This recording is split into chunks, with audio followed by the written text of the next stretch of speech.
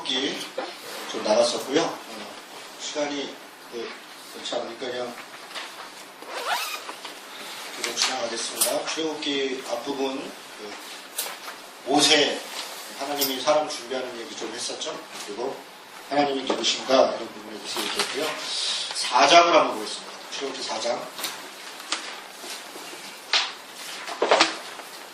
출애굽기 4장 14절.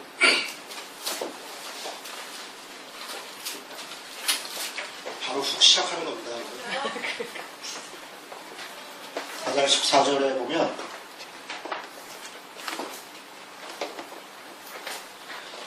뭐라고 되냐면 여호와께서 모세를 향하여 노하여 이르시되 내 사람 내 형 아론이 있지 아니하냐 그가 말 잘하는 것을 내가 아노라 그가 너를 만나러 나오나니 그가 너를 볼 때에 그의 마음에 기쁨이 있을 것이다.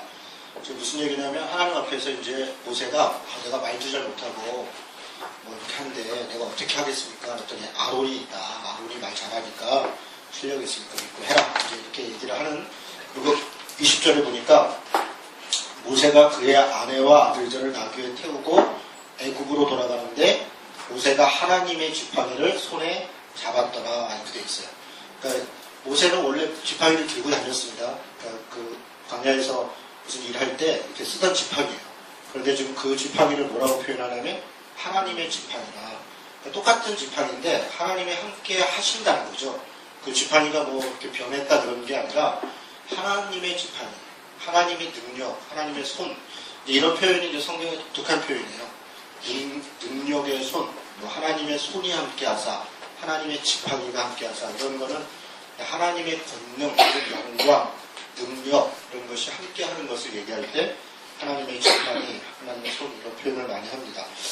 자, 그대로 가겠습니다. 이제 10가지 제안이 5장부터 이제 그 18장까지가 6월절 얘기인데요. 6월절 얘기가 5장에서 18장까지 나오거든요. 5장에서 18장까지. 근데 이 내용이 사실 복잡한 내용은 아니에요. 그런데 이 부분을 읽을 때 우리가 조금 당황스러운 게 있어요. 왜냐하면 이제 파라오가 모세가 와서 처음 얘기할 때 마음이 강팍하거든요. 그런데 분명히 이제 하나님이 어떤 기적을 일으키시고 이제 파라오가 그걸 이제 알아요. 하나님이 역사하시는구나. 자기가 어떻게 감당할 수 없는 일이 벌어지니까 그때마다 이제 보내겠다 그래요. 그런데 조금 지나가 보면 한 3개, 4개 지나가 보면 어떤 표현이 등장하냐면 하나님이 파라오의 마음을 강팍하게 하사 이렇게 되어 있어요. 그러니까 파라오는 보내려고 그러는데 마치 읽어보면 그런 느낌이 들어요. 아니 파라오는 보내려고 그러는데 하나님이 오히려 강팍하게 해서 다시 돌이키게 한다고요. 그래서 더 큰 재앙으로 해서 결국은 10번째 재앙까지 가는. 그래서 그걸 가만히 보면 이거 하나님이 너무 하시는 거 아니냐. 왜 사람을 보낸다는데도 못 보내게 하냐. 이제 이런 의구심이 들어요. 그래서 이 부분에 대해서 조금 해결할 필요가 있는데요. 3장 19, 20절을 보면 3장 19절, 20절 여기 보면 내가 아론이 강한 손으로 치기 전에는 애굽 왕이 너희가 가도록 허락하지 아니하다가 내가 내 손을 들어 애굽 중에 여러 가지 이적으로 그 나라를 친 후에야 그가 너희를 보내리라. 그러니까 지금 분명히 하나님은 그렇게 말씀하시는 거예요. 애굽 왕이 내가 어지간하게 이렇게 치지 않으면 안 보낼 거다. 그걸 이미 하나님이 알고 계시고 그렇게 모세에게 당부를 해요. 그러니까 쉽게 보내지 않을 거다. 이제 그런 이야기들이 있어요. 그리고 나서 10가지 재앙이 있는데 내용은 이런 거죠. 피, 개구리, 이, 파리, 가축, 종기, 우박, 메뚜기, 흑암, 장자. 그렇죠? 기억이 나시죠? 성경을 아마 보신 분들 또 아실 거고 또 애니메이션 이집트 왕자 보면 그거 재밌잖아요. 이집트 왕자 보셨습니까? 그거 보면요 되게 실감나요. 그래서 애들하고 혹시 이제 집에 교회 잘 안 가려고 버티는 애들이 있으면요 그걸 같이 그 영화 한번 보자 그러면 되게 재밌어요. 이집트 왕자는 애들도 되게 재밌어하고요. 같이 보면 재밌습니다. 거기에 이렇게 이런저렇게 나오는데 먼저 이 10가지는요 제가 자세히 설명은 못하는데 이집트가 섬기고 있던 여러 신적 요소들입니다. 이게. 그러니까 이 10가지 재앙이 그냥 단지 어떤 자연 재해를 얘기하는 게 아니라 물론 이집트에 많이 나오는 자연 재해예요. 그런데 이 사람이 어떠냐면요. 자연재해가 많으면 그 자연재해를 곰에게 많이 당하는 민족은 곰을 숭배해요. 그리고 물에다 많이 당하는 민족은 물을 숭배하는 거예요. 그리고 뜨거운 태양 때문에 막 못 살겠고 막 그 태양이 어떤 이러면 태양을 섬기는 겁니다. 그러니까 자연 만물 중에 인간이 살아가는데 자신을 힘들게 하는 것을 오히려 거꾸로 섬겨요. 이게 이제 인간의 종속적인 그런 마음이 있는 거죠. 여기 있는 이 뭐 개구리, 이 파리, 피, 가축, 뭐 종기, 뭐 우박, 메뚜기 이런 것들이요. 예를 들어 메뚜기 같은 게 우리한테는 별게 아닌데 이쪽 지역에서는 메뚜기가 한번 쓸고 지나가면 아주 그냥 이렇게 씨도 안 남게 하는 재앙입니다. 그러니까 메뚜기가 올 때쯤 되면 메뚜기를 섬기는 거예요. 그래서 이런저런 우상 숭배가 있고 뭐 제사가 있고 그런 것들이에요. 그러니까 뭐냐면 하나님보다 더 강하다고 믿는 어떤 신적 존재들이라고 생각하는 것에 대해서 하나님이 무력화시키는 거예요. 그것보다 하나님이 더 분명한 것이라는 것을 정확하게 보이는 게 이 재앙들의 사실은 속 내용입니다. 예를 들어 마지막에 흑암이라든가 흑암이 오고 이런 것도 이 어둠, 죽음, 장자의 죽음 이런 어둠과 죽음에 대한 공포 이런 거를 뛰어넘는 분이 하나님이라는 걸 가르쳐 주는 거예요. 누구에게 가르쳐 주냐면 이집트 백성들한테도 가르쳐 주지만요. 이스라엘 백성들한테도 가르쳐 주는 거예요. 이스라엘 백성들이 그걸 통해서 그걸 알게 되는 거예요. 앞으로 이제 이렇게 가다 보면 7장 5절에 보면 7장 5절에 여기 같이 한번 읽어볼까요? 자, 7장 5절. 자, 시작. 내가 내 손을 애굽 위에 펴서 이스라엘 자손을 그 땅에서 인도하여 낼 때에야 애굽 사람이 나를 여호와인 줄 알리라 하시네. 지금 뭐라고 되어 있냐면 이러저러저러 하면 누가 여호와인 줄을 알리라. 이런 표현이 계속 반복돼요. 나중에 이제 그 15장까지 쭉 6월절 사건 나오고 뭐 12장 같은 데가 대표적인데요. 그런데 6월절에 대해서 설명할 때 보면 그러저러해서 여호와인 줄을 알리라. 그러니까 그냥 아는 게 아니라 뭔가 대단히 강력한 그 고통을 당하거나 어떤 두려움에 직면하거나 하나님의 어떤 권능 앞에 직면한 다음에 그가 여호와구나 라는 걸 안다는 거예요. 이 10가지 재앙이 이걸 통해서 결국은 무엇을 위해서 이런 재앙들이 있냐면 여호와인 줄을 알게 하기 위해서. 그런데 누가 있냐면 첫 번째로는요. 파라오와 이집트 백성들이에요. 자, 여러분 이걸 잘 생각해 보세요. 파라오와 이집트 백성들이라는 얘기가 뭐냐면 이 파라오하고 이집트 백성 입장에서는요. 이스라엘 민족을 놔준다는 게 보통 일이 아니에요. 무려 430년 동안이나 자기들의 노예로 있었던 민족이라고요. 그것도 작은 숫자가 아니라 60만 3,550명인데 250만 명이나 되는 인구를 보내주는 거예요. 내보낸다고요. 그런데 그걸 쉽게 내보내주지는 않아요. 재산으로도 그렇지만 이 사람들이 다시 돌아와서 뒤를 치기라도 하면 어떻게 해요? 이게 굉장히 큰 세력이라고요. 그러니까 이 세력을 내보내려면 엄청난 확신이 있지 않고는 내보내질 않아요.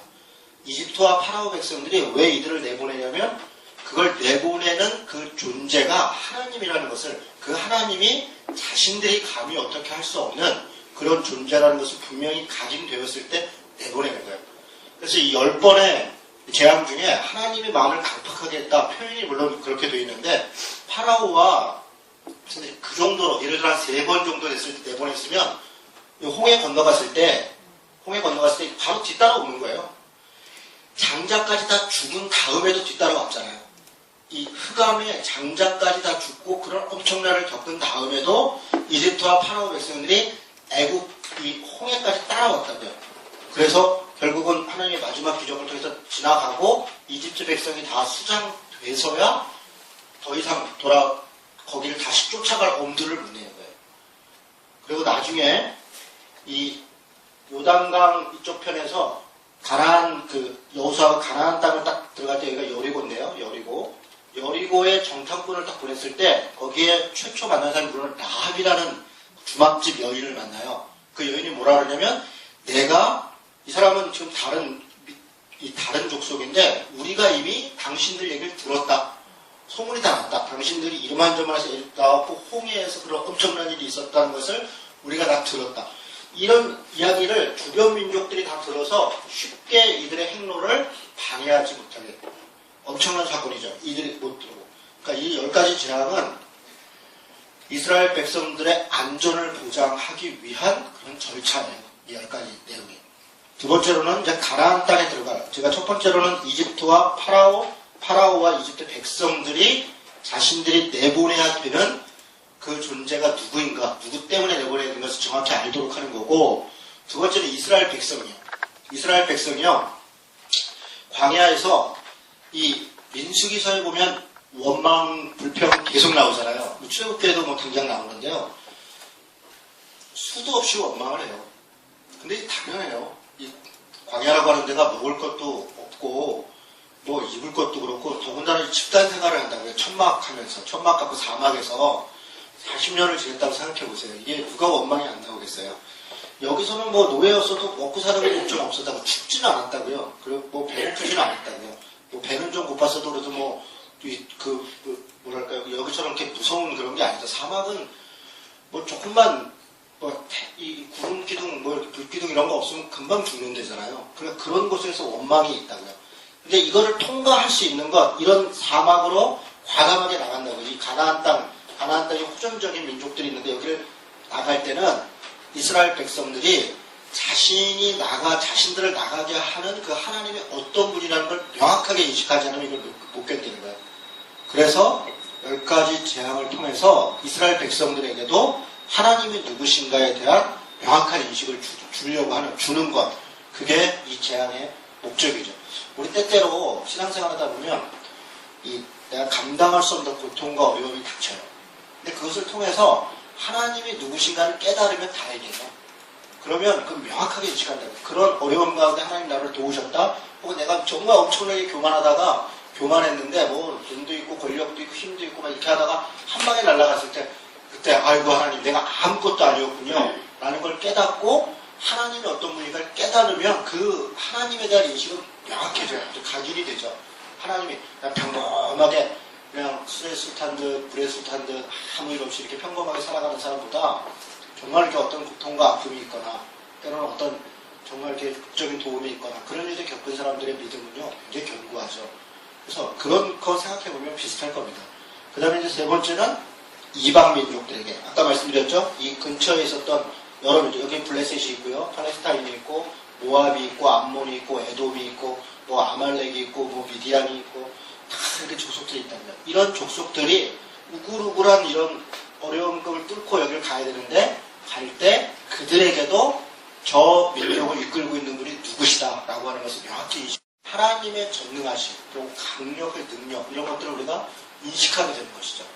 그래서 10가지 재앙의 내용은 제가 구구하게 하나하나 설명을 드리지 않겠습니다. 그래서 이 내용이 그런 내용이다 라는 것만 이렇게 인식을 하면 되겠습니다. 12장으로 가보겠습니다.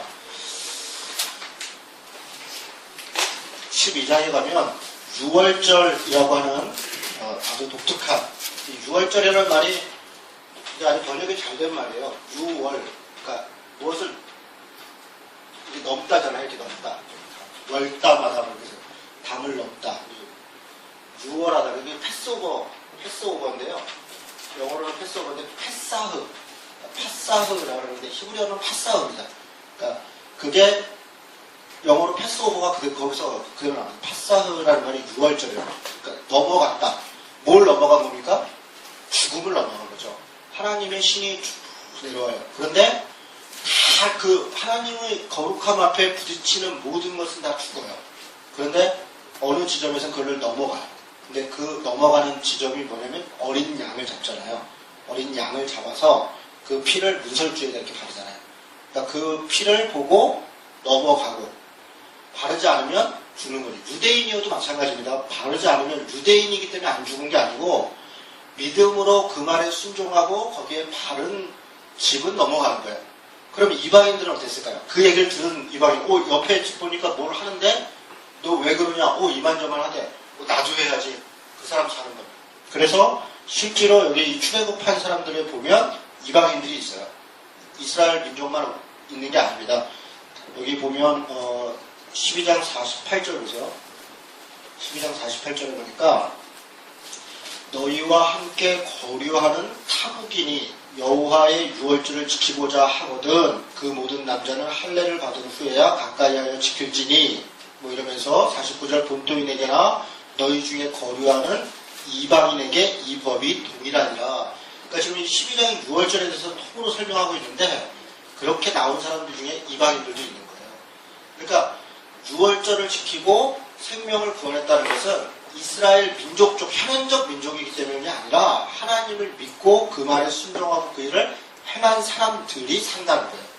지난번에 모세의 첫 번째 부인이 미디안 여자라고 했잖아요. 이방인이라고 했어요. 처음부터. 그러니까 이방인이냐 이스라엘 현현적 민족이냐 그거 자체가 기준이 아니었어요. 처음부터. 그런데 가면서 점점 오히려 이게 민족 국가 형태가 생기고 왕족 국가 형태가 생기면서 민족에 대한 개념이 더 강해진 거죠. 그런 흔적들이 더 많이 보입니다. 자, 그런 정도 얘기를 하고요. 6월절 관련돼서 뭐 다른 것들은 이렇게 쭉 보시면 될 것 같고요. 26절, 그 12장 26절 이후에 너희의 자녀가 묻기를 이 예식이 무슨 뜻이냐 하거든 너희는 이르기를 이는 여호와의 6월절 제사라. 여호와께서 애굽 사람에게 재앙을 내리실 때에 애굽에 있는 이스라엘 자손의 집을 너무사 우리의 집을 구원하셨느니라 하라 하매 백성이 머리 숙여 경배하니라. 6월절을 매년 지키는데 자손들이 우리가 이거 왜 해요? 그러면 이 얘기를 해주라는 거예요. 그때 우리가 노예였는데 이래저렇게 고통스러웠는데 그런데 하나님이 이렇게 하셔서 우리가 양을 이렇게 발랐고 이렇게 명령하셔서 급하게 나왔는데 이렇게 살았다. 그래서 우리가 그것을 기념하는 거다. 이걸 가르쳐주라는 거예요. 그걸 왜 말하는 겁니까? 하나님이 지금도 그렇게 우리를 지키시고 인도하시고 함께 하신다는 것을 바라는 거예요. 거기에 핵심이 있는 겁니다.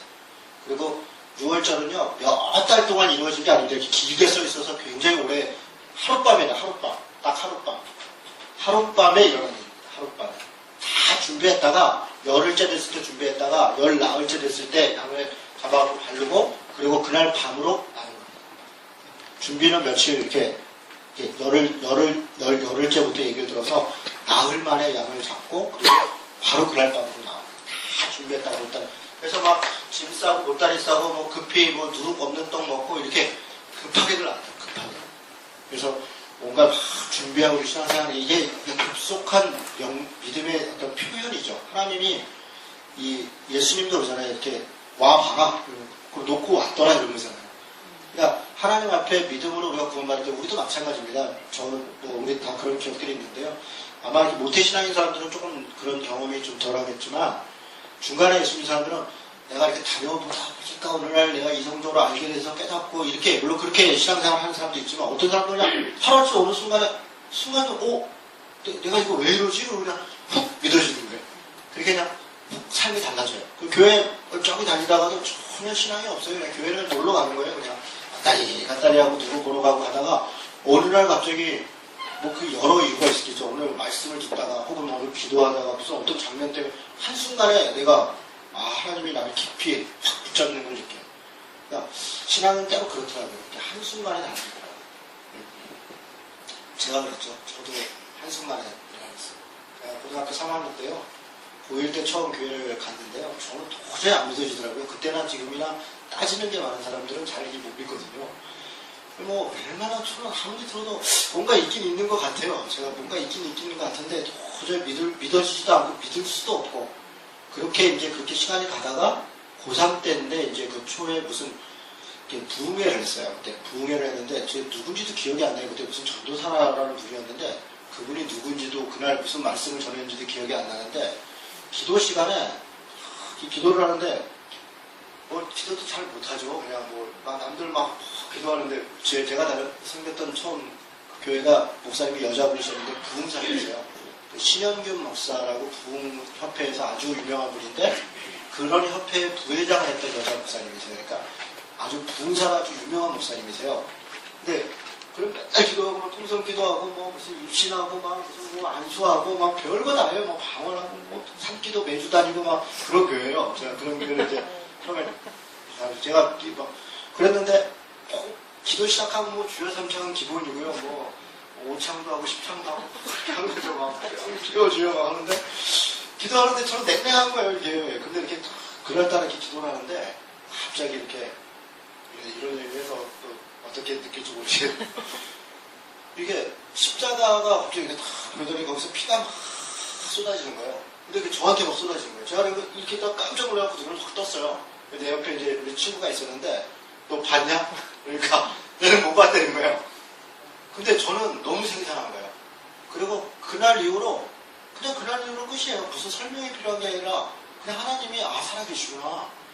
그날 이후로는 이렇게 완전히 달라졌죠. 그렇다고 뭐 삶이 달라진 건 또 아니에요. 제가 초등학교 때부터 피던 담배를 그때도 못 끊어서 그게 4월이었는데 11월 말 12월 때까지 계속 담배대로 피고 근데 매일주 또 산기도를 혼자 또 다니고 혼자서 산기도를 다니고 뭐 그렇게 다녔던 것 같아요. 그러니까 담배도 희한하게 끊었죠. 그때 이제 주찬양 1집이 있었어요. 그 너굴통 당할 게 하고 예수 그 이름 이런 아주 그 유명한 찬양집이죠. 그리고 그거 나왔을 때 딴 얘기하다 보면 참 그 가요에서 되게 유명한 그게 뭐냐면 이문세 4집이었어요. 이문세 4집. 광화문역에서부터 막 있는 거 있잖아요. 그래서 너무 좋아하는 거예요. 그래서 한 번은 이문세 4집을 듣고 마이마이 도서관에서 이제 고3 때요. 한 번은 이제 주찬양 1집을 듣고 이렇게 번갈아 들으면서 눈이 흐른다는 게 담배를 피우면서 너무 좋은 거예요.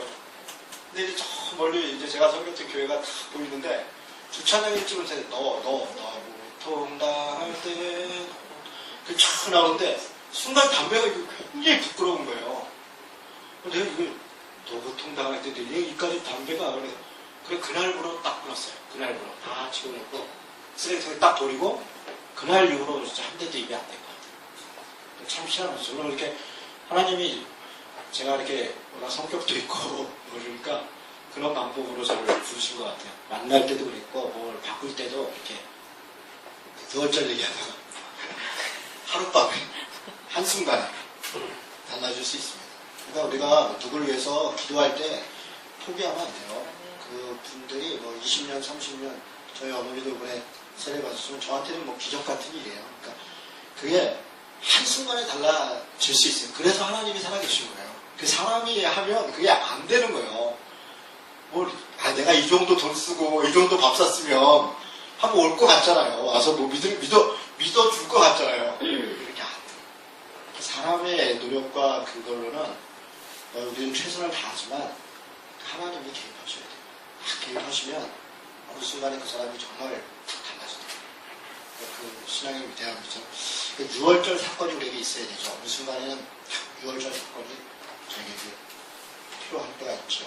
자, 넘어가겠습니다. 지금 말이 좀 샜습니다.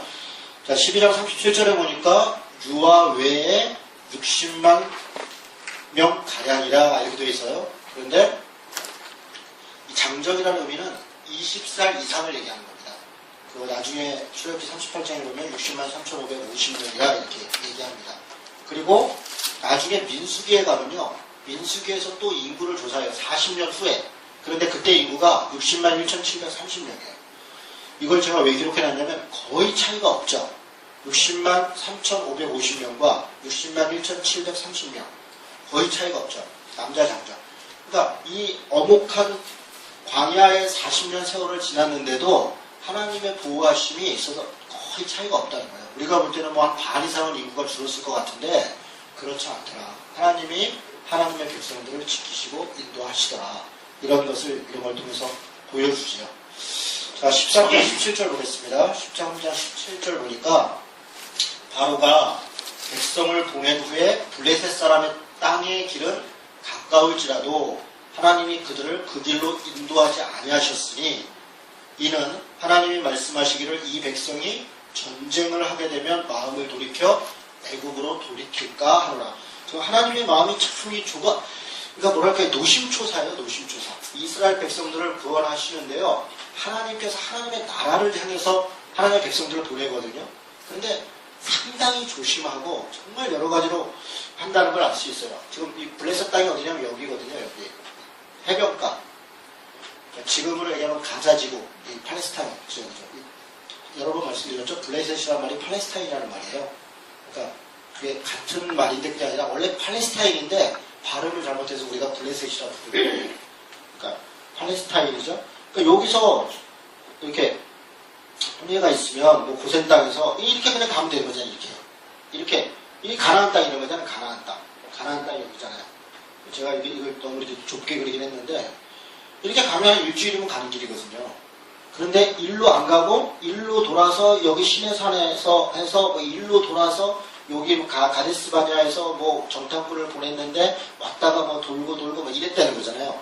일로 왜 안 보냈냐를 또 친절하게 설명하는 거예요. 블레셋 사람들은 호전적이고 힘도 세고 이 해변 민족인데 싸움도 잘하고 그래서 전쟁이 나면 얘네들이 깜짝 놀라고 다시 돌아가려고 할까봐 안전한 데로 간다고 한 게 일로 갔다는 거예요. 이렇게 설명을 하고 있는 겁니다.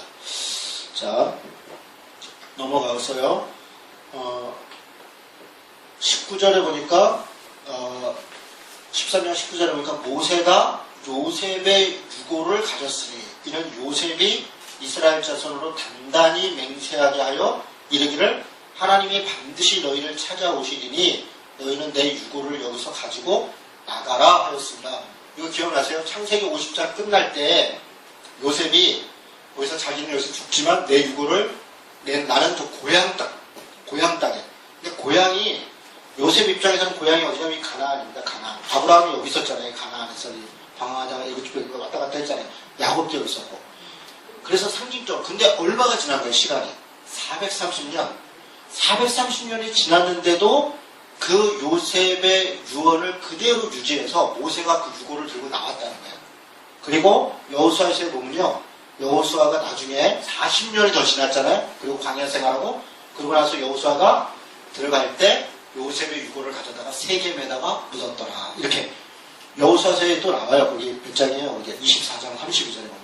그러니까 창세기서부터 해서 이렇게 이런 것들을 하나님이 요셉이 그렇게 했다 이런 어떤 뭐랄까 문학적으로 보면 독설 같은 걸 깔아놓는 거죠. 아, 이 뭐가 있구나. 그리고 그 한 테마를 그대로 가져가서 모세가 들고 갔고 여호수아가 묻었더라. 아, 약속이 성취됐구나. 참 이게 세부적으로 재밌죠. 이런 부분들이 성경이 아주 이렇게 세부적으로 보면 이렇게 그런 얘기들 아주 구석구석 재밌게 해놨어요. 이런 장면 하나만 붙잡고 드라마를 쓰거나 영화를 만들면 또 재밌죠. 모세의 뼈 어쩌고 저쩌고 이렇게 하면 그걸 뭐 쟁탈하고 뭐 암투고 뭐 이 정도 쓸데없는 얘기를.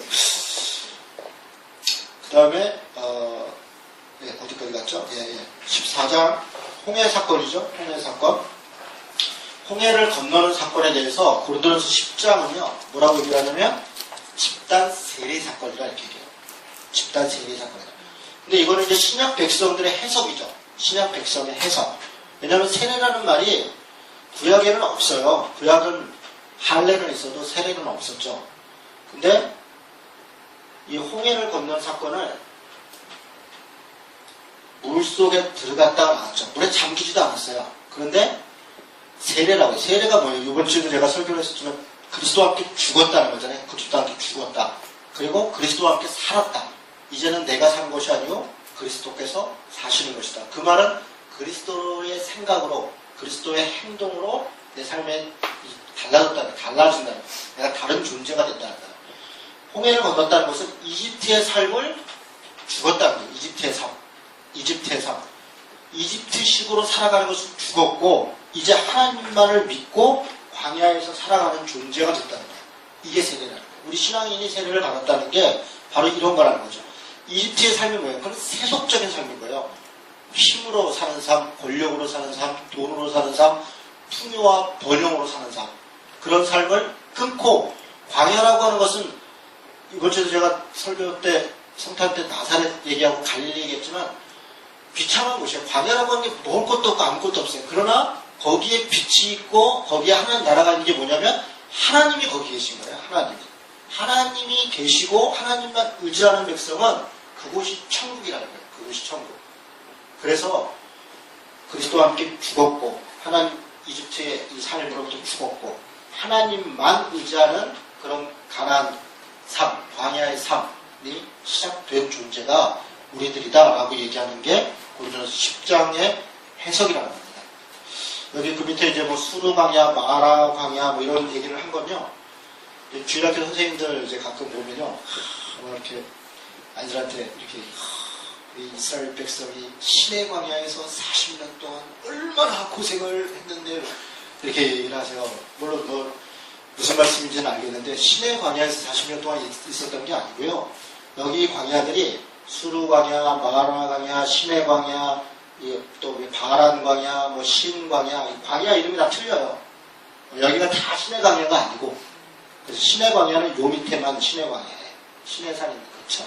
그러니까 그래서 실수하지 마시라고 일단 적어놓은 거예요. 수르 광야, 뭐 어쩌고 저쩌고 신 광야, 뭐 이런 광야가 여러 군데가 있습니다. 이렇게 잘 보면 이름들이 있습니다. 자, 16장으로 가겠습니다.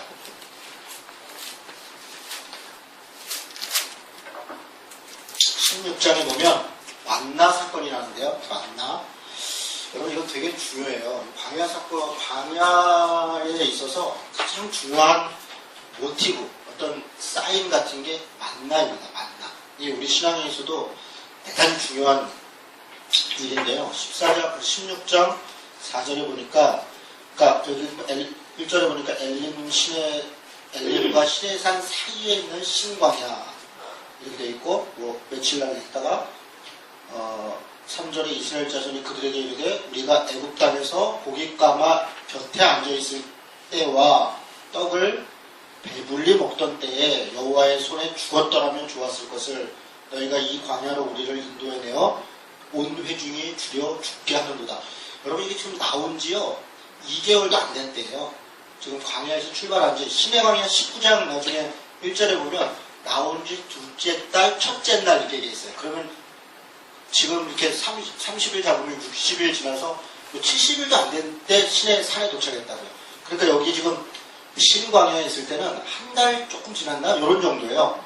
그런데 벌써 불평불만이 있는 거죠. 내가 고깃가마 옆에 앉아, 고깃가마에 뭐 들어가 있는 것도 아니고 옆에 앉은 걸 뭘 그리워해요. 옆에 앉은, 뭐 그럴 땐 차라리 죽지, 뭐 이런 얘기를 하는 거예요. 그때 하나님께서 4절에 그때 여호와께서 모세에게 이르시되 보라 내가 너희를 위하여 하늘에서 양식을 비같이 내리리니 백성이 나가서 일용할 것을 날마다 얻을 것이다.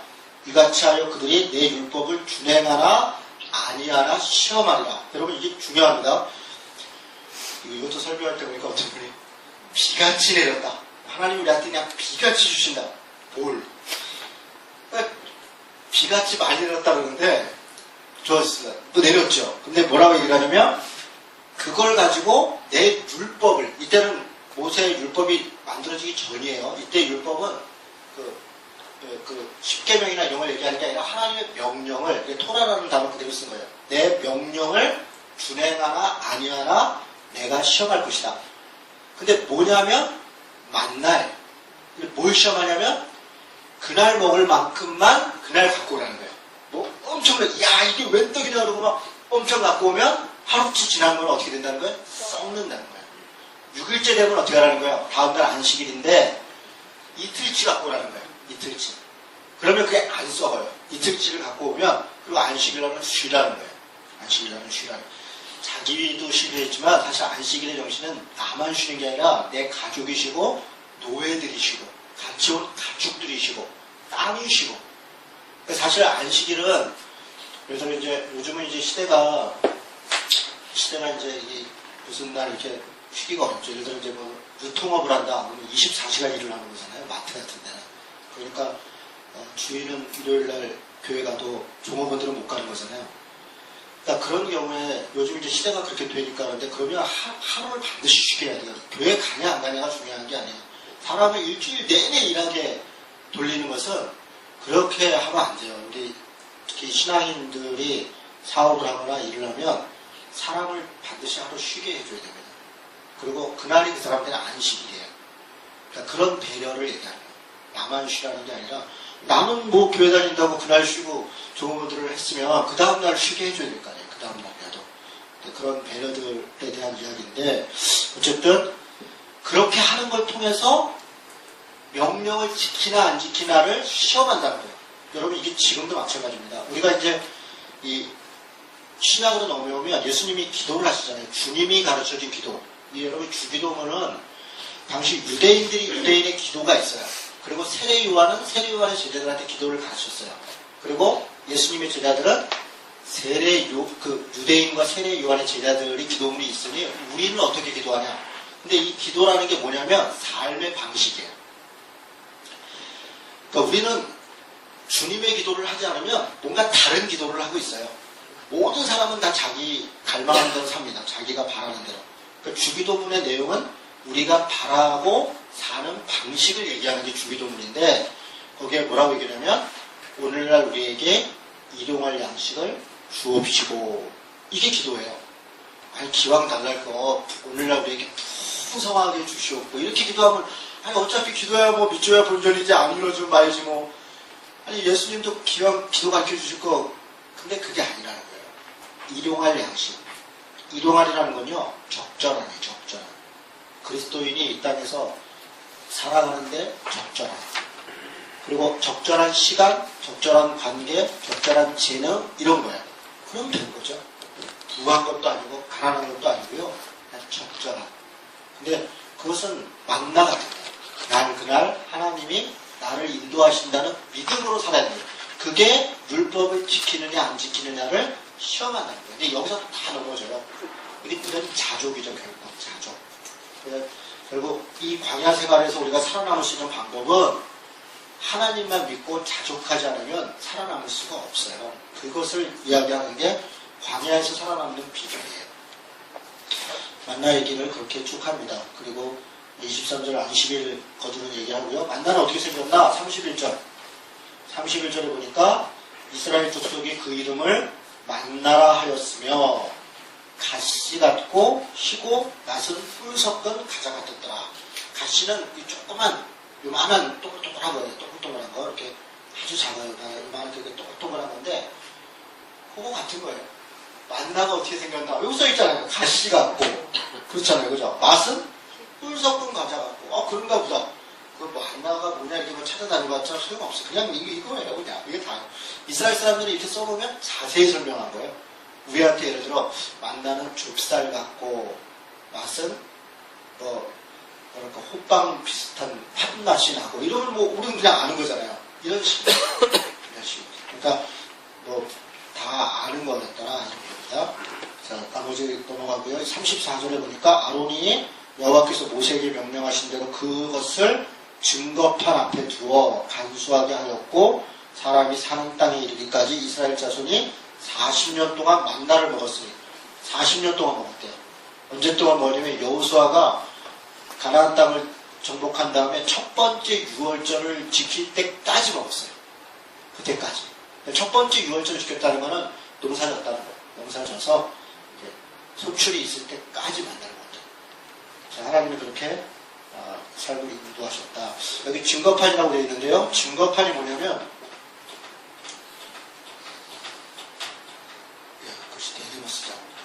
증거판.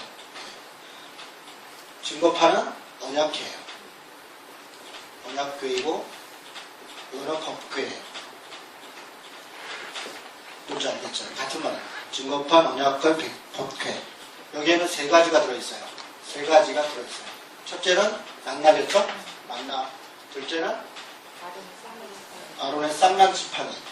그게 하나님의 지팡이라는 얘기죠. 아까 얘기했던. 세 번째는요? 그렇죠. 돌판이요. 이 세 가지가 다 뭐냐면 가만히 보세요. 이게 뭘 상징하는 거예요? 이게 하나님을 상징하는 거예요. 하나님이 우리를 먹이신다. 하나님의 절대적 주권을 얘기하는 거예요.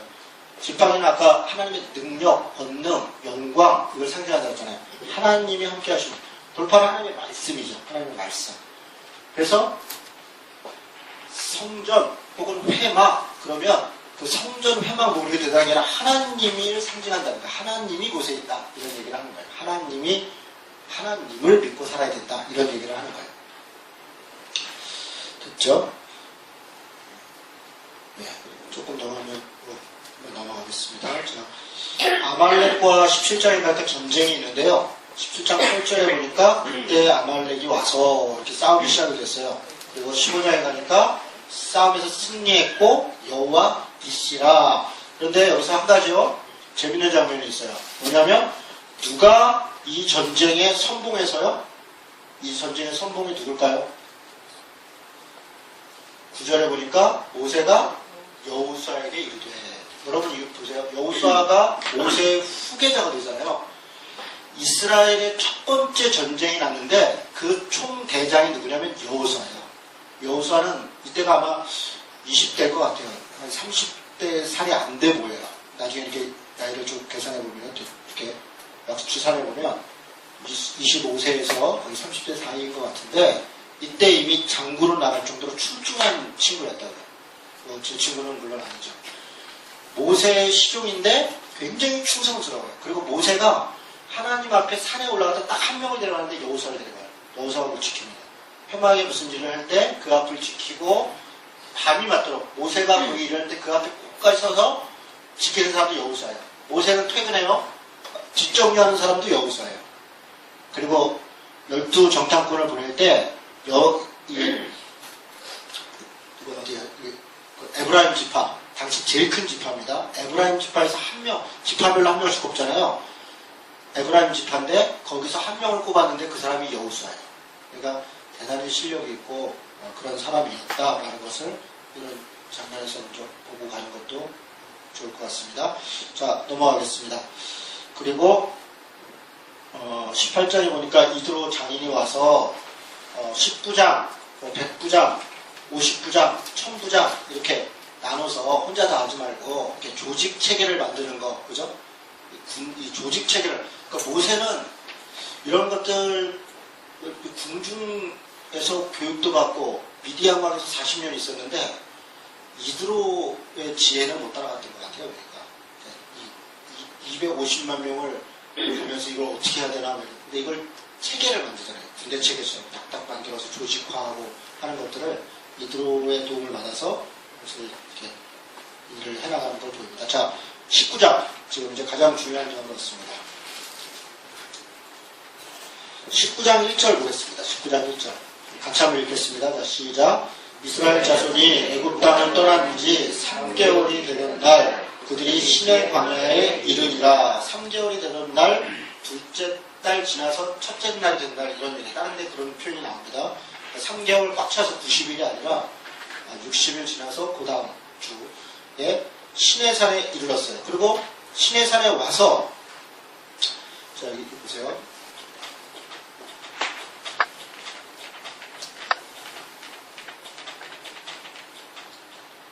시내산이 여기에요. 여기. 그러니까 크게 그릴 거겠네. 이제는 여기 자주 가서 아시죠? 이게 지금 홍해이고요. 홍해이고 광야 이렇게 건너와서 여기가 시내산이에요. 그런데 시내산인데 시내산 입구로 뭐라 그랬어요? 호렙산이에요. 호렙산. 여기가 모세가 처음 온 것이 아니라 미디안에서 40년을 살 때 거점이에요. 잘 살던 곳입니다. 그래서 여기에 이제 와서 산 밑에 와가지고 하나님이 5절, 6절, 19장 5절, 6절 같이 읽습니다. 시작. 세계가 다 너희에 속하였나니 너희가 내 말을 잘 듣고 내 언약을 지키면 너희는 모든 민족 중에서 내 소유가 되겠고 너희가 내게 대하여 제사장 나라가 되며 거룩한 백성이 되리라. 너는 이 말을 이스라엘 자손에게 전할지니라. 하나님이 이스라엘 백성하고 약속을 하는 거예요. 뭘까? 세계가 다 내게 속했는데 무슨 얘기입니까? 이스라엘만 속한 게 아니라 먼저 시작은 세계가, 당시에 이 사람들 생각에서는 이게 세계겠죠. 이 주변 나라들이. 지금 우리는 뭐 더 큰 나라가 있다는 걸 알고 있지만 이들에게 있어서는 이게 자기 주변 나라들이 세계예요. 그런데 이들도 이방인이라 완전히 필요 없는 게 아니라 하나님께서 이들을 세계를 다 운행하고 있다는 거예요. 세계가 내게 다 속했는데 그 중에 너가 내 말을 들으면 내가 뭐라 이제 얘기할 건데 그걸 들으면 너가 내 백성이 되고 제사장 나라가 되고. 제사장 나라라는 건 뭐예요? 제사장이라고 하는 것은 하나님과 사람을 연결하는 거잖아요. 그리고 다른 사람들을 하나님으로부터 인도하는 그 중간 역할을 하는 게 제사장이잖아요. 그 제사장 나라가 된다는 것은 다른 이방 민족들도 하나님께 이끌어내는, 마치 아브라함이 모든 민족이 모든 민족이 너로 인하여 복을 받고 내가 복의 근원이 될 것이다 라고 한 것처럼 이스라엘 민족이 이런 민족이 될 거라는 거예요. 그래서 19장 5절은 그런 얘기를 하는 거죠. 그래서 내 백성이 되고 제사장 나라가 되고 내 소유가 되고 할 것이다. 너희들이 그러면 이렇게 하겠느냐? 내가 이렇게 얘기하는 걸 하겠냐? 그랬더니 이스라엘 백성들이 다 아멘 할렐루야 맞습니다. 우리가 그렇게 하겠습니다. 이렇게 약속을 했다는 거예요. 그리고 하나님과 계약이 이루어졌어요. 계약. 이걸 이제 우리는 뭐 그냥 좀 쉬운 얘기로 그냥 약속, 또 이제 약간 거룩한 말로 언약. 사실 뭐 다 같은 말이죠. 다 같은 말이죠. 약속을 했어요. 그런데 하나님은 이 약속을 끝까지 지켰단 말이에요. 어디까지 지켰냐면 자기가 아들 예수 그리스도를 십자가에 죽기까지 내줄 때까지 그 약속을 지켜요. 그런데 인간은 그 약속을 끝까지 배신해요. 계속. 그게 이제 구약의 역사이죠. 구약의 이 구약 성경의 역사가 하나님은 끝까지 사랑해서 이 약속으로 돌아와라. 이 약속으로 돌아와라. 그리고 백성들은 계속 그걸 배신하는 그 역사가 구약의 역사란 말이죠. 그런 얘기가 19장. 그래서 그런 의미에서 보면 출애굽기 19장 5절 6절이 이 구약 성경의 요절입니다. 그냥 중심이 되는 말씀이고 나중에 말라기서 우리 말라기서 한번 공부하신 분들도 계신데요. 거기에 보면 이스라엘 민족에 왜 하나님이 떠나냐? 모세와 그 레위와 맺었던 그 평화의 언약을 너희가 깼다. 그리고 선지자들이 계속 얘기하는 내게로 돌아와라. 내게로 돌아와라. 어디로 돌아오라는 거야? 이 약속으로 돌아오라는 거야. 그리고 그 약속의 내용은 뭐냐? 오늘 우리가 후반부에 공부할 레위기입니다. 왜 레위기입니까? 하나님의 백성이 하나님 백성답게 살도록 하는 그 조항들이 있는 거예요. 이렇게 살면 하나님의 백성은 이렇게 사는 거다. 하나님의 백성은 이렇게 사는 거다. 다른 사람과의 관계에서 하나님의 백성은 이렇게 하는 거다. 하나님의 백성은 하나님을 만날 때 이렇게 만나는 거다. 하나님의 백성은 이렇게 살아야 할 때 거룩한 거다. 이런 것들을 설명한 게 레위기란 말이에요. 그래서 레위기의 정신들, 그 내용들을 잘 이해할 필요가 있고 그게 사실은 성경 전체 내용하고 거의 일맥상통합니다. 크게 다르지 않습니다. 자, 그런 내용들이 19장에 있었습니다. 자, 그러면 나머지는 넘어갈까요? 율법 10계명. 이건 무슨 얘기냐면 출애굽기 금방 넘어갈 줄 알았더니 이렇게 뭐가 이렇게 많은 또 이렇게 하다 보니까 들어보세요. 율법이잖아요. 율법은 조문이 613가지예요. 613가지 율법 조문은. 근데 율법 13가지는 우리가 이거 성경에서 못 써요. 이거는 유대인들이 다 세보니 정리해보니 613가지더라 이렇게 하는 거예요. 그런데 율법을 탈탈 털어서 613가지를 사실 정리해보면 그게 뭐냐면 10개예요. 10개. 10개를 확대해서 613가지나 만든 거예요. 유대인들이 이렇게 했단 말이에요. 10개가 뭐예요? 이게 10계명이죠. 10계명. 10계명을 확대시켜놓으면 이만큼 되는 거고 요 10계명을 또 줄이면 2개가 돼요. 2개. 그게 뭐냐? 하나님을 사랑하고 내 이웃을 내 몸같이 사랑하라. 하나님과 내 이웃을 사랑하라. 이게 율법의 내용이에요. 그러니까 613가지의 그러면 이 율법이라는 거 10계명이라는 게 뭐냐? 결국 하나님 사랑하는 방법, 사람 사랑하는 방법 그거예요. 이 내용들이. 그런데 예수님 시대의 바리새인들이나 이런 사람들은 율법을 가지고 사람을 해친단 말이에요. 율법을 가지고 하나님을 거룩하게 하는 게 아니라 하나님을 모욕한다고요. 근데 그걸 하나님을 모욕한 건 눈에 잘 안 보이죠. 그게 모욕을 하는지. 거꾸로 해서 하나님을 사랑하는 게 이웃을 사랑하는 것, 이웃을 사랑하는 게 하나님을 사랑하는 건데 율법을 갖고 생명을 해치고 율법을 가지고 생명을 죽이고 이런 일을 하면서 그것을 하나님을 사랑하는 행위라고 했단 말이에요. 아니죠. 하나님을 사랑하고 이웃을 사랑하는 방법을 확장한 게 이거란 말이에요. 근데 이게 사람을 죽이고 하나님을 조롱한다면 뭐가 잘못됐다는 거죠. 예수님의 말씀이 그런 거예요. 본래는 그렇지 않음이니. 그러니까 율법의 원래 뜻을 모르고 그 조문을 붙잡고 결국은 자기 권력, 자기 명예, 자기 어떤 거 하느라고 하나님처럼 사랑해야 될 사람들을 죽이고 조롱하고 모욕하고 그렇게 했다는 거예요. 우리도 지금 마찬가지죠. 예수 믿는다고 하는 사람 하면서 어떤 직분을 가지고 사람을 그걸 조롱하고 무시하고 핍박하고 심지어는 죽이고 그건 있을 수 없어요. 그거는 예수 믿는 것으로 어떻게 그렇게 할 수가 있어요? 그건 있을 수 없습니다. 그러니까 우리가 우리 행동을 잘 봐야죠. 내가 예수 믿는다는 것, 예수 믿는 것으로 혹시 무례하게 행하고 있다면 그거는 뭔가 잘못한 거예요.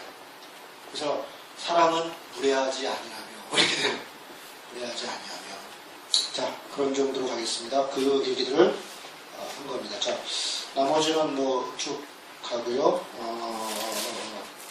26장 세세하게는 이렇게 넘어가겠습니다. 나머지는 이제 그 율법에 대한 내용들 몇 가지 뭐 또 10계명 또 몇 가지 장면들이 나오고요. 25장부터 40장은 여기는 이제 두 가지 이야기가 있어요. 제가 이거는 시간이 없어서 그냥 설명을 하겠습니다. 25장에서 던지고 뭐 몇천 명이 죽고 모세가 또 엎드려 기도하고 다시 하나님이 올라가서 다시 받고 이런 장면이 있는 게 장면이에요. 여러분 여기서 놓쳐서 안 되는 것 중에 하나가 우리가 우상 숭배를 하는데 하나님이라고 섬긴다는 거예요. 하나님. 그런데 결국 그것은 자기 힘을 섬기는 거예요. 자기 욕망, 자기 욕심을 하나님이라고 형상을, 그래서 하나님의 형상을 만들지 못하게 해요. 형상을 만드는 것은 하나님을 제한하는 거예요. 하나님은 영이시기 때문에 무슨 모양이 있는 게 아니에요. 그러니까 우리는 십자가 자꾸 이렇게 무슨 기도하다가 십자가를 막 쳐다보고 싶어하고 뭐로 예수님 얼굴이라도 사진이라도 걸어오는 거 보고 싶어 하잖아요. 근데 그거를 좀 훈련할 필요가 있어요. 그런 걸 자꾸 봐버릇하고 그걸 보고 기도해 버릇하면요. 사실은 하나님을 집중하는 게 아니라 어떤 형상에 자꾸 내가 집중을 해요. 그리고 거기에 뭔가 신비한 힘이 있다고 자꾸 생각을 해요. 근데 처음에는 되게 익숙지 않아도 그러니까 우리 교회에 이제 처음 오시면 어떤 분이 그렇게 해요. 뭐 이렇게 기도 시간이면 뭘 좀 쳐다봐야 되는데 볼 데 없잖아요. 요 앞에 이렇게 인도자가 있는데 요 앞에 스크린만 보이고 뭐 보이는 게 없으니까 뭘 보고 기도해야 되냐. 뭘 보고 기도해요? 그냥 하나님을 막 생각을 이렇게. 그걸 훈련해야 돼요. 뭔가 형상에 자꾸 의지하면 하나님을 내가 제약하게 된다. 두 번째 사건은 뭐냐면요. 두 번째 이 안에 중요한 얘기는 성막을 지은 거예요. 성막. 회막 혹은 성막. 성막을 지어요. 그런데 하나님이 성막을 이렇게 저렇게 지어라 다 가르쳐 주세요. 모세에게 알려주신 거죠. 모세에게 성막을 이렇게 져라, 뭐를 저렇게 져라, 그걸 알려줘요. 그런데 이 성막을 지을 때 이스라엘 백성들의 태도가 있어요. 태도, 자세. 그거를 얘기를 하면 오늘 이 정도 될 것 같아요. 자, 어떤 거냐면 25장을 보겠습니다. 25장.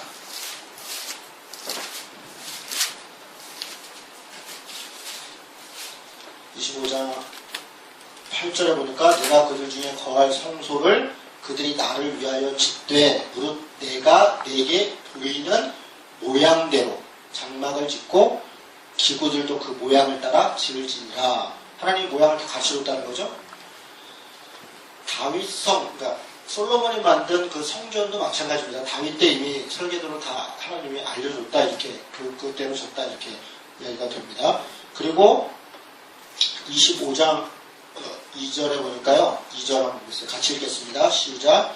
이스라엘 자손에게 명령하여 내게 예물을 가져오라 하고 기쁜 마음으로 내는 자가 내게 바치는 모든 것을 너희는 받을지니라. 지금 성막을 짓는데 뭘 갖고 짓냐면 이스라엘 백성들이 내는 걸 갖고 짓는 거야. 내는 걸. 그러니까 모세는 지도자로서 그걸 명령하는 거야. 내야 된다. 이거 하나님이 명령했으니까 우리가 하자. 그런데 기쁜 마음으로 내는 자가 내게 바치는 모든 것을 너희는 받을지니라. 그러니까 스스로 내는 건데 그 뒤에 좀 더 가봅시다. 35장을 가겠습니다. 35장. 좀 넘어가서 35장 5절을 보니까 성막을 줄 때, 교회 일을 할 때 원칙이 여기 있습니다. 35장 5절에 보니까 너희의 소유 중에서 너희는 여호와께 드릴 것을 택하되 마음에 원하는 자는 누구든지 그것을 가져다가 여호와께 드릴지니. 그러니까 마음에 원하는 자는 그게 무슨 얘기예요? 스스로 스스로 할당해가지고 뭐 너는 얼마 이렇게 되는 게 아니에요. 뭐 이렇게 10사람 있으니까 10사람 10분의 1 해가지고 10만원 되니까 만원씩 그런 게 아니라 마음에 원하는 대로 또 자기 소유가 있는 대로 그 안에서 기쁜 마음으로 했다는 거예요. 21절 보세요. 21절부터 마음이 감동된 모든 자와 자원하는 모든 자가 와서 회막을 짓기 위하여 무엇을 여호와께 드렸으니 22절에도 곧 마음에 원하는 남녀가 이걸 다 원하는 이죠. 마음의 감동을 받아. 그러니까 이게 스스로 했다 그러지 뭘 억지로 한 게 없어요. 29절부터 마음에 자원하는 남녀는 누구나 여호와께 모세의 손을 빌어 명령하신 모든 것을 만들기 위하여 물품을 드렸으니 이것이 이스라엘 자손이 여호와께 자원하여 드린 예물이니라. 그리고 어디 있더라 제가 기억이 안 나는데 어디서는 이제 가져오지 말라 그래요. 너무 많으니까. 어디 있죠 제가. 예, 제가 어디 눈에 잘 안 들어오네요. 무슨 얘기냐면 갖고 오는 데는 그냥 무조건 다 받아서 뒤로 챙기면 안 돼요. 예를 들어 무슨 요만한 성막을 짓기로 했다. 그럼 이게 비용이 얼마가 든다. 그러면 같이 하는 사람들이 했으면 지도자들이 이 정도면 됐습니다. 이렇게 해야지. 그냥 일단 받아. 그리고 넘치면 더 크게 줘. 그러면 안 된다는 거예요. 규모 있게 계획 있게. 이해가 되시죠? 그렇게 해야 돼요. 근데 우리가 이제 교회에서 무슨 일을 할 때 이런 정신들을 잘 균형하는 게 중요합니다. 그래야 이렇게 서로 안에 신뢰가 있고요. 또 자발성도 있고 헌신도 있고 그 다음에 또 함께 일하는 재미도 있고 이런 거. 그래서 지나치지 않아야 된다. 자발성을 반드시 존중해야 된다. 그런 것을 명심하면 좋겠습니다. 나머지는 비슷한 겁니다. 그 다음에 거기 부살렐과 오홀리압 하나님의 능력을 부어주셨다. 36절 1절에 보니까 하나님이 때로 필요한 어떤 능력과 지혜와 총명과 이런 것들을 이 성막을 지으려면 어떻게 기술도 필요하고 일도 필요하니까 하나님이 그런 지혜와 총명도 주시다가 여러분 그런 거 경험할 때 진짜 짜릿짜릿하죠. 저는 우리 교회 이제 개척하고 우리 이만큼 올 때 우리 이번에 공사 이전할 때도 그렇고 교회가 이렇게 올 때 꼭 필요한 사람이 있는데 필요한 사람을 딱 붙여주실 때 진짜 기분 좋은 것 같아요. 하나님이 하시는구나. 우리 이번에도 한번 끝나면 간증이 많을 것 같아요.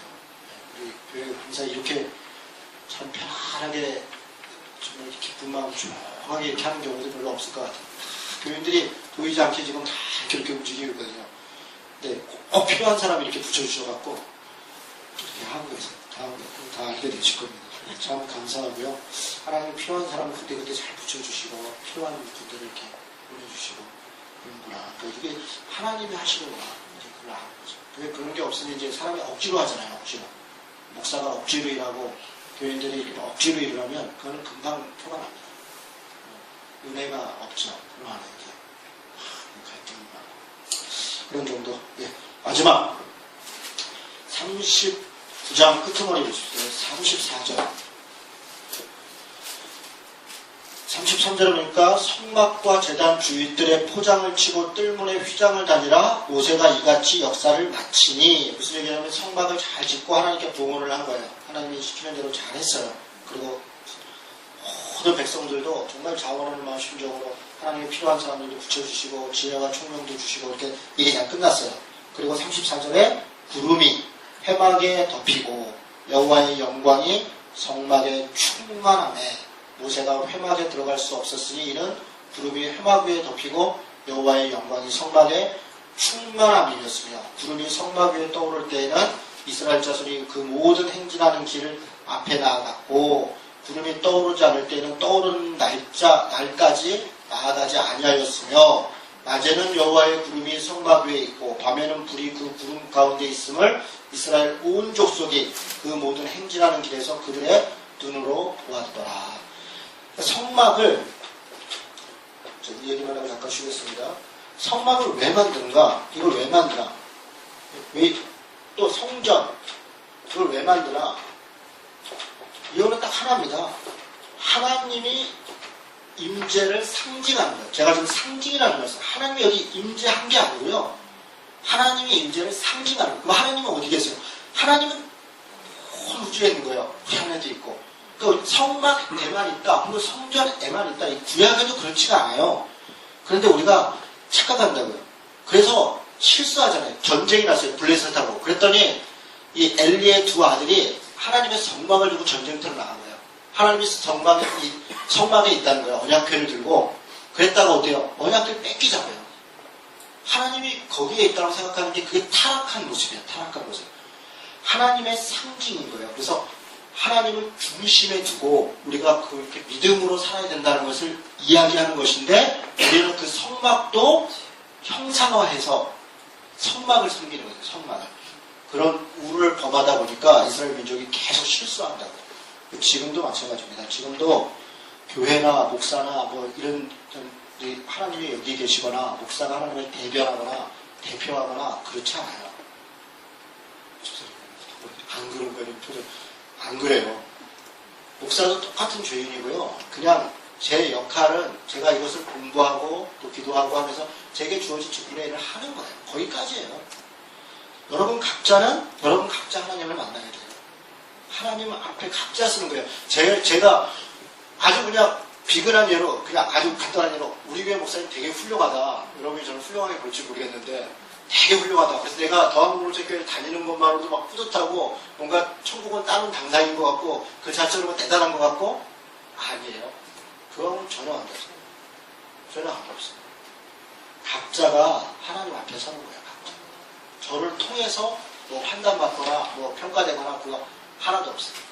여러분, 우리는 온 우주 가운데 있는, 각자 가운데 있는 하나님 앞에 그렇게 서는 것이다. 그리고 그 하나님이 나를 이끌으시는 대로 순종하고, 구름 기둥이 떠오르면 가고 불기둥이 있으면 서고, 이렇게 그 인도함을 받아 살아가는, 개인도 그렇고 교회도 그렇고 그렇습니다. 네, 잠깐 쉬었다가 레위기 오늘 서론 정도 하는 말씀을 드렸습니다. 이들에게 속한 이런 말이에요. 근데 구약성경은 민수기도 빼미 미드바르가 광야인데, 광야에서 이런 말인데, 이게 무슨 특별한 의미가 있는 건 아니에요. 왜 이런, 예를 들어 뭐 레비티콘이라는 건데, 이거는 히브리어의 그 성경의 첫 번째 단어, 그러니까 레위기의 첫 단어가 레위인에게 이래요. 그 첫 단어를 가지고 제목을 쓴 거예요. 제목을. 그래가지고 뭐 특별한 의미가 있는 건 아닙니다. 그리고 기록 장소가 이 레위기 안에 몇 군데 나오는데요. 7장 한번 볼까요? 7장 38절. 이 기록 장소가 나오는 요 지점들이 레위기의 어떤 단락들을 얘기해요. 그러니까 끝날 때마다 어디서 누가 기록했느니라 이렇게 얘기를 해요. 7장 38절에 보니까 같이 읽어볼까요? 여호와께서 시내 광야에서 이스라엘 자손에게 그 예물을 여호와께 드리라 명령하신 날에 시내산에서 이같이 모세에게 명령하였더라. 그렇죠? 이렇게 나와있죠? 시내산에서 모세에게 여호와께서 명령했다. 아까 우리 얘기했던 그 시내산이죠. 그러니까 그러면서 사실은 7장까지가 한 단락이 끝나고 8장부터 새로운 얘기가 진행이 되는 거예요. 25장 1절에도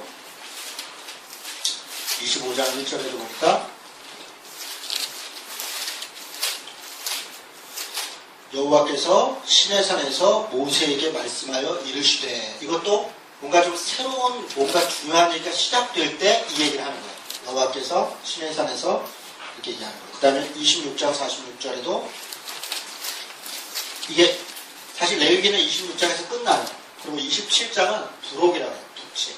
우리 구약 같은 거 보면 나중에 보면 부칙이 있잖아요. 부칙. 이게 27장은 부칙 같은 거예요. 26장으로 내용이 다 종결이 됩니다. 본 내용은. 종결되면서 뭐라고 얘기하냐?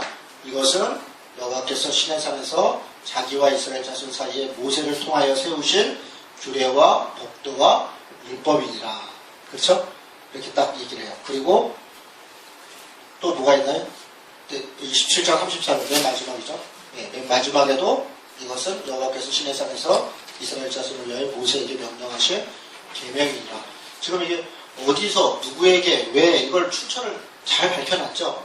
그래서 레위기는 시내산에서 그때 한 것이다. 자, 18장 3절에서 5절 기록 목적이 있어요. 레위기의 기록 목적 3절에서 5절 말씀 같이 읽겠습니다. 시작.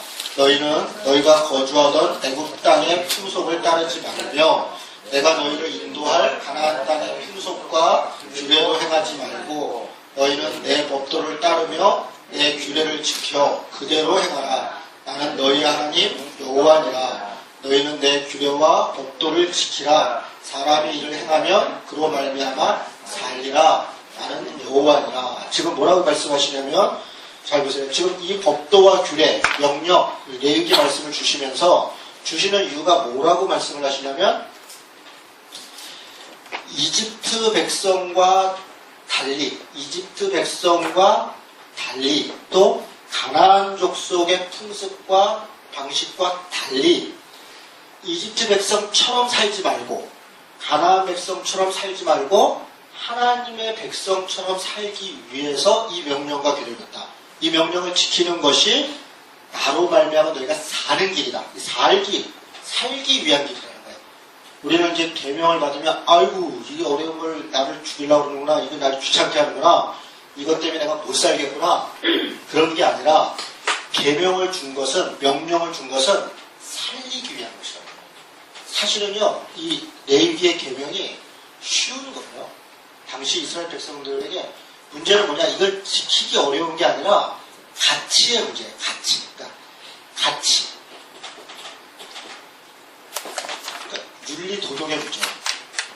그러니까 그 일을 하는 게 어려워서가 아니라 그렇게 하면 자기가 때로는 손해를 보거나 혹은 올바른 건데 그렇게 하는 것보다 이쪽 게 더 이득이 커 보이는 거, 그런 거를 포기하고 이렇게 하려니까 이걸 안 하는 거예요. 이게 가치의 문제이고 윤리의 문제이지 실제로 이게 어려워서 안 지키는 게 아니에요.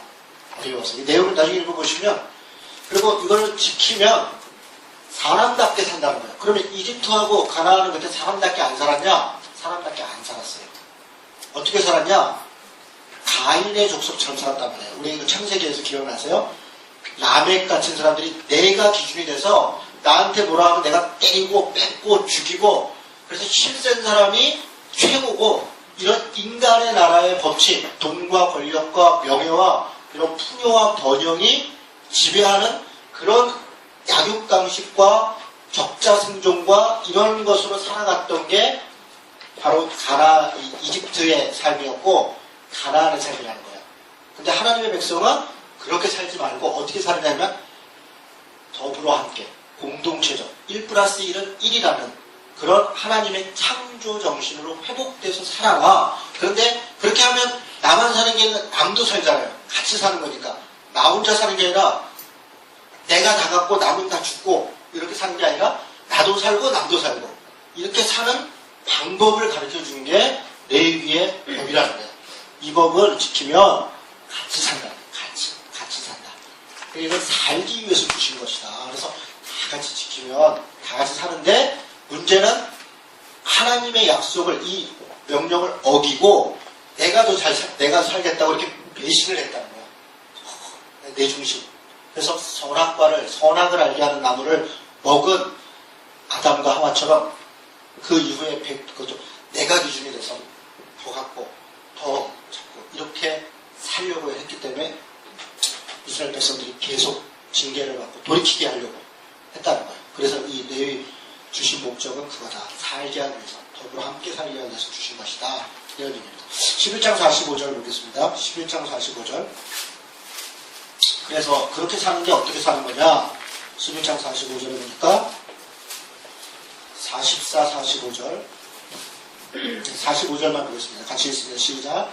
나는 너희의 하나님이 되려고 너희를 애굽 땅에서 인도하여 낸 여호와니라. 내가 거룩하니 너희도 거룩할지니라. 여기 아주 중요한 단어가 나옵니다. 거룩. 레위기를 한마디로 얘기하면 뭐냐? 거룩이에요. 레위기의 주제는 거룩이에요. 혹은 똑같은 말이 성결이에요. 성결. 같은 말이에요. 뭡니까? 이 거룩이라는 말이 뭐예요? 구별되다. 하나님이 뭐라면 내가 거룩하니, 내가 구별되어 있으니, 내가 세상 만물과 이런 죄악과 구별해서 너희도 구별되어 있어야 된다. 이집트 백성과 달리, 가나안 족속과 달리 너희는 구별된 하나님의 족속으로 내가 거룩하니 너희도 거룩하라. 이게 주제라는 거예요. 그렇게 그 거룩하게 사는 방법, 거룩한 백성으로 사는 법을 알려주는 게 레위기다라고 얘기를 하는 거예요. 이해가 되시죠? 네.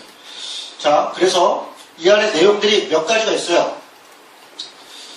자, 레위기 얘기를 이렇게 읽어보면요. 뭐 앞에 1장에서 7장은 제사예요. 제사법. 그래서 제사법.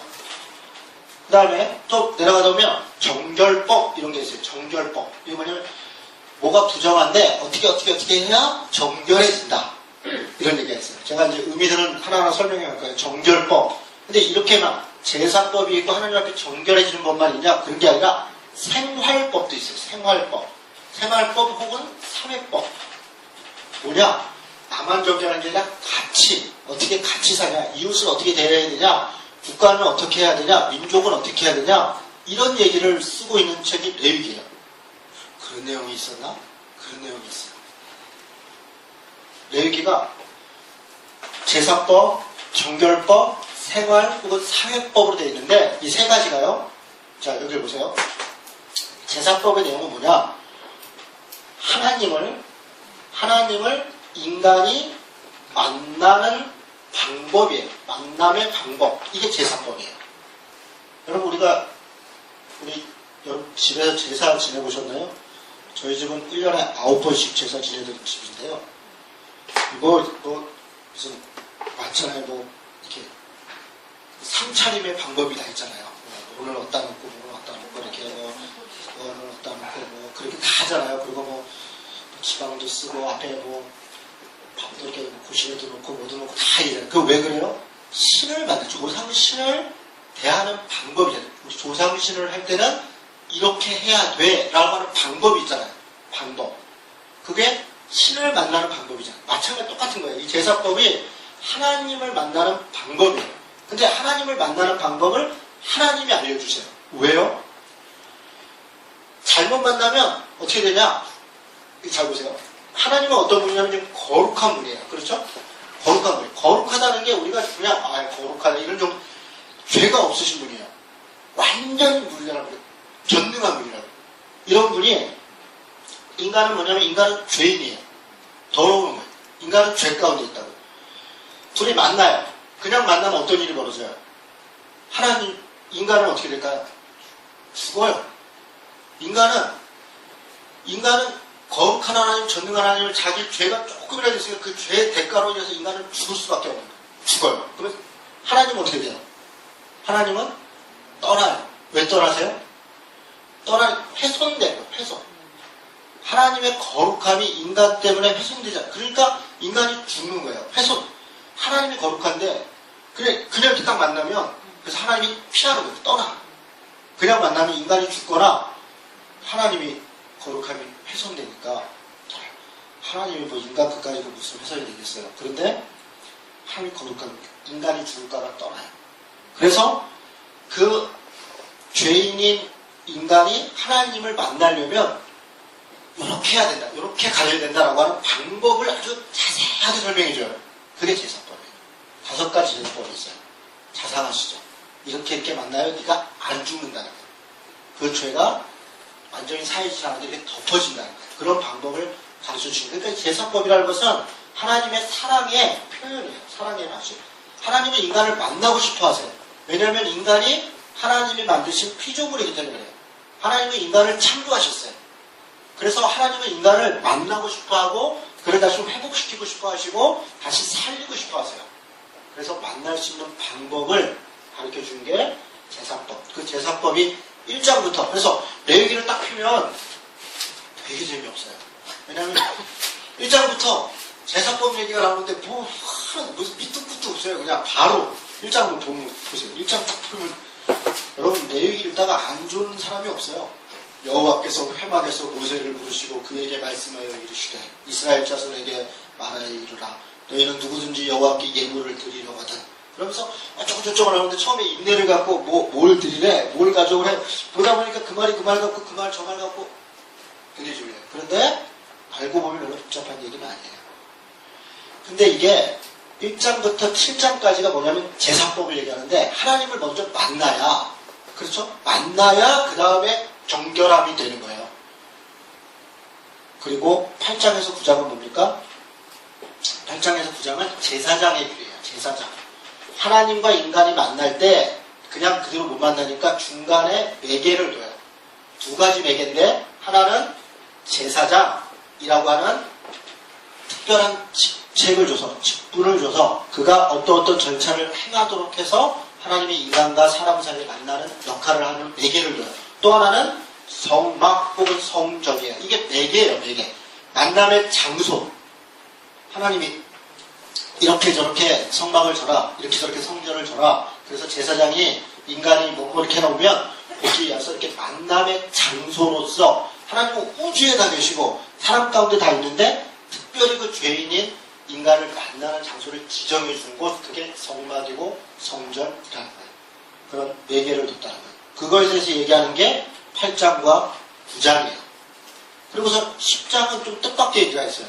뭐냐면 아론의 두 아들인 나답과 아비후가 하나님 앞에 이 제사를 할 때 절차가 있다고 했잖아요. 절차를 잘 지켜야 되는 거예요. 그게 하나님을 만나는 방법이라고요. 그런데 거룩한 불을 뭘 잘못했는데 다른 불을 들였다가 그 불이 훅 나와가지고 아론의 아들 둘을 죽였어요. 불태워 죽었어요. 왜 죽었나? 뒤에 보니까 짚히는 게 있어요. 뒤에 보니까 포도주를 먹지 마라 이렇게 얘기하고 있어요. 10장 한번 볼까요? 10장에 보면요. 10장 9절이에요. 9절. 죽었는데 죽은 다음에 그 다음에 하나님이 뭐라고 얘기하시냐면 너와 내 자손들이 회막에 들어갈 때는 포도주나 독주를 마시지 말아라. 그리하여 너희 죽음을 면하라. 이는 너의 대대로 지킬 명령한 규례이라. 짚히는 게 있죠. 죽었는데 그 다음에 이 얘기를 해요. 무슨 의미일까요? 제가 볼 때는 아마 술을 먹고 혹은 포도주를 뭐 이렇게 음료라고 조금 먹어도 그게 자꾸 먹으면 취하거든요. 포도주도 알코올이 있잖아요. 그래서 실수한 것 같아요. 근데 이 실수를 용납하지 않으시는 거예요. 용납할 수가 없죠. 하나님은 거룩한 분이니까 용납이 안 되는 거예요. 그래서 아예 제사장 레위인들은 포도주, 독주 입에도 대지 마라. 나중에는 어떻게 나시린들은 포도도 먹지 마라. 포도. 머리에 삭도도 대지 마라. 여기 상처 났다가. 그럼 이게 정함, 부정함이 되니까. 그래서 이런 얘기를 하는 게 10장이에요. 그리고 나서 11장부터 16장까지가 자, 여기 보세요. 내 얘기는 딱 3개 부분으로 되어 있어요. 4개 부분이구나, 크게는. 첫째는 아까 얘기했던 1장에서 7장까지 제사법이 나오고요. 그 다음에 8장부터 9장은 뭐 잠깐 그런 얘기들이 있고 10장이 있고 11장부터 16장까지가 뭐냐면 정결법이에요. 어떻게 하면 정결해지느냐. 부정한 것이 어떤 건 부정한 거고 어떤 거는 정한 것이고 어떻게 정해지고. 지금 제가 이 용어를 잘 이해해야 되는데 10장 10절 한번 보세요. 10장 10절. 제가 지금 배경 설명을 하는 거예요. 내용이 들어간 것도 아니에요. 10장 10절 같이 읽습니다. 시작. 그리하여야 너희가 거룩하고 속된 것을 분별하고 부정하고 정한 것을 분별하고. 여기 보세요. 거룩하고 속된 것을 분별하고 정한 것과 부정한 것을 분별하고. 지금 이게 두 개는 다른 거예요. 우리는 부정하다 그러면 이게 무슨 죄가 있고 나쁜 거다 생각하니까 그런 게 아니고, 이 정과 부정의 얘기는 뭐냐면 하나님을 만나야 되는데 예를 들면 이제 우리 애들이 밖에 나가 놀다 왔단 말이에요. 그러니까 논축구장에서 막 뛰놀다가 집에 딱 들어오는 순간 이제 아내가 뭐라 그러면 야 스톱! 너네 몸 다 털고 털어. 먼지 털어. 발 털어. 부정한 거예요. 왜 그래? 먼지가 묻은 거예요. 흙이 묻고. 근데 그걸로 그대로 들어오면 방은 어때요? 방은 정하잖아요. 깨끗하잖아요. 얘네들이 들어와서 먼지를 여기다 터니까 먼지 털고 들어와라 이런 거예요. 걔네들이 먼지 묻었다고 죄 지고 막 돼지개 뭐 죽일 놈이 그런 건 아니에요. 놀다가 그럴 수도 있는 거잖아요. 이 부정이 잘못된 건 아니에요. 잘 보세요. 이렇게 보면 이제 부정했다 그걸 죄로 지적하지 않아요. 부정한데 요렇게 저렇게 애들이 밖에 나가서 뭐 어떻게 해요? 옷 털고 손 씻으면 정해지는 거예요. 옷 갈아입으면. 그러니까 옷 갈아입고 손 씻고 발 털고 그리고 여기 똑바로 앉아. 요렇게 요거 가르쳐 주는 거예요. 너 집에 들어올 때는 손 씻고 발 닦고 이러고 와야 돼. 요 얘기하는 거예요. 정과 부정이에요. 그런데 거룩과 속은 그런 게 아니에요. 거룩한 것과 속된 것은 죄악된 것이에요. 잘못된 것은 버려야 돼요. 이런 거는 끊어야 되고 물어야 되고 이건 대가를 치워야 돼요. 그래야 거룩한 게 돼요. 부정한 게 정한 게 됐다고 해서 곧바로 거룩하게 되는 게 아니에요. 여기 이제 가만히 보면요. 정한 것은 그냥 정한 거예요. 하나님을 만나는 준비가 되고 거룩한 게 되기 위해서는 어떤 제사나 이런 것들을 통해서 또 다른 절차가 있어요. 이렇게 구분이 되어 있어요. 이해가 되셨어요? 거룩한 것, 속된 것, 정한 것, 부정한 것. 그러면 기준이 뭐냐? 정한 것, 부정한 것 기준이 뭐냐? 그때는 여러 가지인데 복잡하게 했어요. 하나님이 정하다 보면 정한 거고 부정하다 보면 부정한 거예요. 왜 제가 왜 이렇게 이 말씀을 드리냐면 지금 우리는 이제 우리 문화 속에서는 예를 들어 음식 같은 거, 뭘 먹어야 되고 뭘 안 먹어야 되고 그걸 뭐 이런저런 설명을 시도해요. 제가 11장 얘기할 때도 몇 가지 얘기를 할 거예요. 그런데 지금으로는 이해가 안 가요. 얘는 왜 먹어야 되고 얘는 왜 먹지 말아야 되나? 그 시대에는 그게 이해가 되는 거예요. 그 시대에. 지금 시대에는 좀 우리 더군다나 세월도 지났고 저기 사막 지역하고 우리처럼 이렇게 풍요로운 지역하고는 다른 거예요. 그때는 그걸 먹으면 하나님의 백성이 건강하게 또 바르게 혹은 정하게 살아가는데 안 좋은 것들이다는 거예요. 무슨 기준으로? 몰라요. 그걸 이런저런 연구를 하는데 잘 몰라요. 그래서 그냥 정한 거는 정한가 보다. 부정한 거 부정한 거. 그럼 그때 부정하다 그러면 지금도 부정하냐? 아니에요. 예를 들어 뭐 돼지는 부정하니 먹지 마. 그럼 지금 돼지고기 먹지 말라. 그런 게 아니에요. 개념을 위한 개념을. 그러니까 왜 그렇게 했는가? 그 개념이 중요한 것이지. 거기 돼지는 부정하다 했으니까 절대로 안 먹고 토끼도 부정한 토끼도 안 먹어야 되고 이런 그런 얘기예요. 뭐 그래 음식 가서 다시 얘기를 하겠습니다. 그리고 16장이 뭐냐면 대속죄일에 대해서 얘기해요. 16장이 이렇게 하나님을 만나고 정함과 부정함을 속죄하는 것을 1년에 한 번씩 용키푸르라고 해갖고 대속죄일이 있는데 대속죄일의 기준으로 정결법을 딱 끝내요. 이게 1장에서 16장이 제사법과 정결법 이렇게 딱 있어요. 그래서 이걸 레위인의 법이라고 해요. 레위인의 법. 왜냐하면 제사장들, 레위인들이 집례하는 것을 통해서 정해지거든요. 그리고 17장부터 26장까지는 성결의 법 이렇게 얘기하는데 이게 무슨 얘기냐면 생활법, 사회법 이렇게 정해진 혹은 이런 자들이 어떻게 삶 속에서 관계 속에서 국가 속에서 이웃과의 속에서 생활 속에서 거룩한 자로 정한 자로 사느냐 하는 그 방법을 이야기하는 게 17장에서 26장 생활법이에요. 그렇게 두 가지로 나눠져 있어요. 이해가 되셨습니까? 예.